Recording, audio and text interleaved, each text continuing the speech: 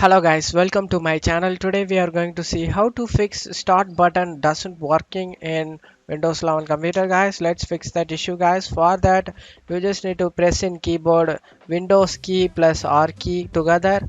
Opens up run command. In here you just need to type regedit regedit. Click on OK. Opens up registry editor. Click on as and continue. In here you just need to go to key current user folder and software folder and Microsoft and search for Windows folder, expand it, and current version folder, expand it, and search for Explorer folder and expand it and search for advanced.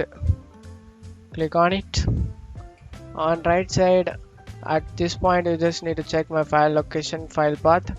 I will zoom in my video guys. After checking it, on right side you just need to right click on the blank area, select new, select devote 32-bit value, name this value as, check my video description for this name value data guys, copy and paste it in. You can easily paste it in like this, rename it and paste it in.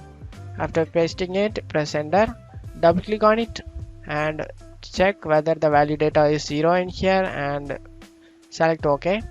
For changes take effect, you just want to close out of anything and you just want to restart your PC guys. Go ahead and restart your PC. After restarting your PC guys, you can able to see start menu will be work. That's it for today's video guys. Give me a like and subscribe. Thank you.